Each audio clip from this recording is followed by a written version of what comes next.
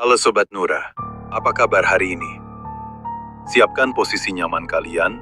Hari ini, saya akan membawakan sebuah kisah berjudul Ritual Malam Tanpa Bayangan. Sebuah cerita yang mungkin akan membuatmu cukup menegangkan. Mari kita mulai. Desa Senggani tidak ada dalam peta modern. Desa itu tersembunyi di balik kabut abadi lereng Gunung Lawu, di mana penduduknya percaya bahwa suara angin adalah cara leluhur mereka menghitung nyawa yang tersisa. Bimo, seorang fotografer dokumenter yang haus akan konten ekstrim, nekat mendatangi Senggani, meski warga kota terdekat sudah memperingatkannya. Jangan pernah menoleh jika mendengar namamu dipanggil dengan suara ibumu. Tepat pukul 12 malam, desa itu mendadak sunyi. Tak ada gonggongan anjing, tak ada derik jangkrik. Hanya ada suara serak, serak. Seperti kain basah yang diseret di atas tanah berbatu. Bimo mengintip dari celah dinding kayu penginapannya. Di tengah alun-alun desa yang hanya diterangi obor redup, penduduk desa berdiri melingkar. Namun, ada yang salah dengan mereka. Leher mereka miring 90 derajat, seolah patah tapi tetap hidup. Mata mereka putih sempurna, tanpa pupil. Mereka tidak bernapas. Tidak ada uap yang keluar dari mulut mereka di udara gunung yang dingin. Di tengah lingkaran, seorang wanita tua, sang juru kunci, sedang mengasah sebilah keris berkarat pada sebuah batu nisan. Setiap gesekan mengeluarkan percikan api biru yang aneh. Dia sudah di sini, bisik wanita tua itu. Suaranya bukan berasal dari mulutnya, melainkan dari perutnya yang membuncit tak wajar. Jantung Bimo berdegup kencang, hingga telinganya berdenging. Ia mencoba mundur perlahan, namun lantai kayu di bawahnya berderit keras. Krak! Seketika, puluhan kepala miring di alun-alun itu berputar serentak ke arah kamarnya. Tanpa aba-aba, mereka berlari. Bukan lari biasa, melainkan merangkak dengan kecepatan luar biasa, layaknya laba-laba manusia. Bimo menyambar tasnya dan melompat keluar jendela. Adrenalin membanjiri tubuhnya. Ia berlari menembus hutan pinus yang gelap gulita. Di belakangnya, suara seretan kain itu semakin dekat. Bimo, nak, pulanglah. Itu suara ibunya. Jelas sekali. Sangat lembut dan penuh kasih sayang. Bimo hampir berhenti. Ia rindu suara itu. Namun, ia teringat satu hal. Ibunya sudah meninggal 10 tahun yang lalu. Ia terus memacu kakinya hingga paru-parunya terasa terbakar. Di depannya, terlihat jembatan bambu yang menjadi batas keluar desa. Namun, di ujung jembatan, sesosok makhluk tinggi kurus dengan kulit sepucat mayat dan tangan sepanjang 2 meter sudah menunggu. Makhluk itu tidak memiliki wajah, hanya sebuah lubang besar di tengah dada yang berdenyut. Tanpa pilihan, Bimo nekat menerjang. Ia merasakan kuku-kuku tajam menggores punggungnya, merobek jaket dan kulitnya. Ia terjatuh, berguling melewati batas jembatan, tepat saat matahari fajar menyembul dari ufuk timur. Bimo ditemukan pingsan oleh pencari kayu di pinggir jalan raya, beberapa kilometer dari sana. Ia selamat. Namun, saat ia memeriksa kamera digitalnya untuk melihat bukti teror tersebut, ia tidak menemukan foto penduduk desa atau makhluk itu. Yang ada hanyalah ratusan foto dirinya sendiri yang sedang tidur di dalam kamar penginapan, diambil dari sudut langit-langit dengan keterangan waktu yang terus berjalan. Jam 12.01, jam 12.02, jam 12.03. Dan di foto terakhir, tepat di belakang kepalanya yang sedang terlelap, terlihat sepasang tangan pucat yang siap mencekik. Mbah Darmi, seorang penjaga gerbang desa itu berkata, "Aku melihatnya dari balik tirai rumahku yang lapuk. Pemuda itu Bimo. Dia pikir dia sedang bersembunyi. Dia pikir dinding kayu jati ini adalah pelindung. Padahal di desa ini, kayu punya telinga dan tanah punya memori. Aku merasa kasihan, tapi rasa lapar desa ini lebih tua daripada rasa kasihanku. Saat aku berdiri di alun-alun dengan leher yang kupaksakan miring, aku tidak merasa sakit. Rasa sakit sudah hilang sejak aku menyerahkan pupil mataku pada sang penunggu sumur tua 40 tahun yang lalu. Kami tidak mengejarnya karena kami benci padanya. Kami mengejarnya karena dia adalah wadah. Jangan biarkan ia membawa bayangannya keluar, bisik sang juru kunci dari dalam perutnya. Kalian pikir ritual itu untuk membunuh Bimo? Tidak. Ritual itu adalah untuk menukar. Desa Senggani membutuhkan darah segar agar kami bisa tetap tampak hidup di mata dunia. Jika ada satu orang yang keluar membawa benih dari sini, maka desa ini bisa meluas. Bahdarmi berkata, "Aku merangkak di antara pepohonan. Rasanya nikmat. Tulang-tulangku berderak mengikuti irama ketakutan yang terpancar dari keringat Bimo. Akulah yang membisikkan suara ibunya. Aku mengambil frekuensi itu dari memori yang tercecer di udara saat dia ketakutan. Bimo, nak, pulanglah. Aku hampir berhasil menyentuh tengkuknya. Aku ingin memberitahunya bahwa ibunya memang ada di sini, terkunci di dalam tanah merah yang dia injak. Tapi dia cukup cerdik. Ketakutannya lebih besar daripada kerinduannya. Saat dia menerjang makhluk di jembatan, yang sebenarnya hanyalah proyeksi dari dosa-dosanya sendiri, kami membiarkannya lewat. Apakah kalian benar-benar berpikir, makhluk secepat kami bisa membiarkan seorang manusia biasa lolos begitu saja? Kami sengaja membiarkannya pergi.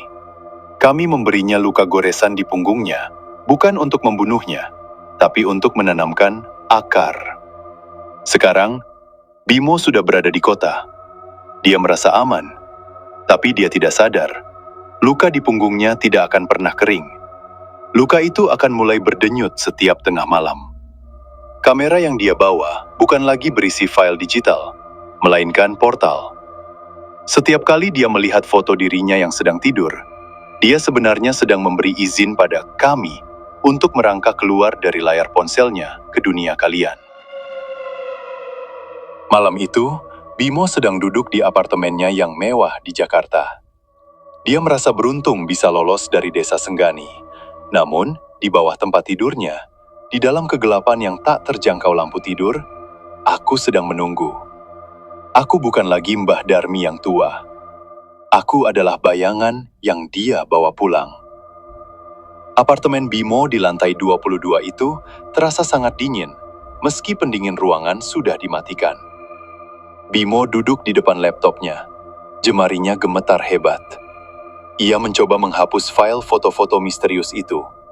Namun setiap kali ia menekan tombol delete, layar laptopnya hanya berkedip merah dan memunculkan pesan. Akses ditolak.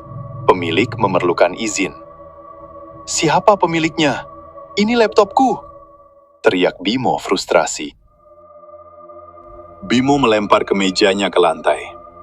Ia berdiri di depan cermin besar di kamar mandinya untuk melihat luka goresan di punggungnya. Melalui pantulan cermin, ia tercekat. Goresan itu tidak menjadi merah atau membiru. Luka itu berwarna hitam pekat, seperti tinta yang merembes di bawah kulit. Dan yang lebih mengerikan, goresan itu mulai membentuk pola yang rapi. Sebuah koordinat geografis dan nama sebuah jalan yang sangat ia kenal. Itu adalah alamat panti asuhan tempat ia dibesarkan. Tiba-tiba, lampu apartemennya padam. Dalam kegelapan total, satu-satunya sumber cahaya adalah layar laptop yang masih menyala di kamar sebelah. Bimo berjalan perlahan, terseret oleh rasa penasaran yang mematikan. Di layar laptop, foto terakhir, foto dirinya yang sedang tidur di Senggani, mulai bergerak. Bimo di dalam foto itu membuka matanya. Bimo di dalam foto itu menoleh ke arah kamera, lalu tersenyum lebar hingga sudut bibirnya robek mencapai telinga. "Terima kasih sudah membawaku pulang, Bimo."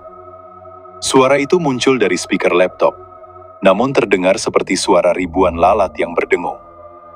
Tangan pucat dengan kuku hitam panjang mulai keluar dari layar LED. Satu persatu, jemari itu mencengkeram pinggiran laptop, menarik sebuah tubuh yang ringkih dan tanpa wajah keluar ke atas meja kerja Bimo. Bimo mencoba berlari ke pintu keluar, namun kakinya terasa berat. Saat ia menunduk, ia melihat bayangannya di lantai tidak lagi mengikuti gerakannya. Bayangannya berdiri tegak, sementara ia sendiri sedang membungkuk ketakutan. Bayangan itu mencekik leher Bimo dari bawah. "Desa Senggani tidak butuh peta untuk meluas," bisik bayangan itu. "Kami hanya butuh kurir, dan kau adalah kurir terbaik kami." Bimo merasakan kulitnya mulai mengeras. Rambutnya rontok satu persatu. Matanya mulai kehilangan pupil, berubah menjadi putih sempurna. Rasa sakit yang luar biasa menghantam lehernya. Krak! Lehernya patah ke samping, miring 90 derajat secara permanen. Keesokan harinya, rekan kerja Bimo datang ke apartemen karena ia tidak masuk kantor. Mereka menemukan apartemen itu kosong. Tidak ada tanda-tanda perjuangan, tidak ada darah. Hanya ada satu hal yang janggal. Laptop Bimo menyala, menampilkan sebuah peta digital kota Jakarta. Di peta itu, terdapat satu titik hitam kecil yang perlahan-lahan menyebar seperti noda tinta, menutupi blok demi blok bangunan. Di sudut ruangan, kamera DSLR milik Bimo membidik secara otomatis. Foto yang dihasilkan menunjukkan rekan kerja Bimo yang sedang berdiri di tengah ruangan, dan di belakangnya, Bimo, atau sesuatu yang mirip Bimo, sedang merangkak di langit-langit dengan leher miring, siap untuk menjatuhkan diri. Senggani tidak lagi tersembunyi di lereng gunung. Senggani sekarang ada di antara kita. Wabah itu tidak dimulai dengan ledakan, melainkan dengan keheningan yang janggal di transportasi publik. Seminggu setelah hilangnya Bimo, Jakarta mulai berubah. Awalnya, orang-orang mengira itu hanya tren media sosial yang aneh atau wabah salah bantal massal. Di gerbong KRL, di halte Transjakarta, hingga di lift perkantoran Sudirman, orang-orang mulai terlihat berdiri dengan kepala miring 90 derajat. Namun, gejalanya berkembang dengan cepat. Tahap 1. Leher terasa kaku dan dingin secara permanen. Tahap 2. Pupil mata memutih, dan penderitanya mulai berhenti makan karena rasa lapar mereka berubah menjadi haus akan bayangan orang lain. Tahap 3. Tubuh menjadi sangat lentur, memungkinkan mereka merangkak di dinding dengan kecepatan yang tidak masuk akal. Puncaknya terjadi saat jam pulang kantor. Lampu jalanan di sepanjang Jalan Tamrin mendadak redup. Ribuan orang yang sudah terinfeksi berhenti melangkah secara serentak. Mereka menoleh ke arah gedung-gedung tinggi dengan suara krak yang masif, menciptakan simfoni patah tulang yang memilukan. Kota itu bukan lagi milik manusia. Jakarta telah menjadi Senggani versi beton. Hendrawan tidak mencari foto dokumenter. Ia adalah keturunan langsung dari juru kunci asli Senggani yang melarikan diri ke kota puluhan tahun lalu. Ia kaya dan berkuasa, tetapi ia sekarat karena kutukan darah. Satu nyawa untuk satu kota, gumam Hendrawan sambil menatap layar yang menunjukkan Bimo sedang merangkak di langit-langit apartemennya. Hendrawan yang memberikan Bimo kamera khusus itu. Kamera itu bukan alat pengambil gambar biasa. Lensa kameranya dibuat dari kristal yang direndam dalam darah sesajen di sumur tua Senggani. Setiap foto yang diambil Bimo adalah paku gaib yang merobek tabir antara dimensi manusia dan dimensi Senggani. Bimo hanyalah kunci yang digunakan Hendrawan untuk membuka pintu gerbang. Dengan membawa wabah itu ke kota, Hendrawan telah mempersembahkan jutaan jiwa sebagai tumbal agar ia bisa mendapatkan keabadian. Tiba-tiba, monitor di depan Hendrawan mati satu persatu. Suasana menjadi sunyi senyap, kecuali suara serak, serak, serak dari balik pintu jati kantornya yang mewah. Pintu itu terbuka perlahan. Bimo berdiri di sana. Tubuhnya sudah tidak berbentuk manusia lagi. Kulitnya transparan hingga memperlihatkan urat-urat hitam yang berdenyut. Tugas selesai, Tuan. Suara Bimo terdengar seperti gesekan batu nisan.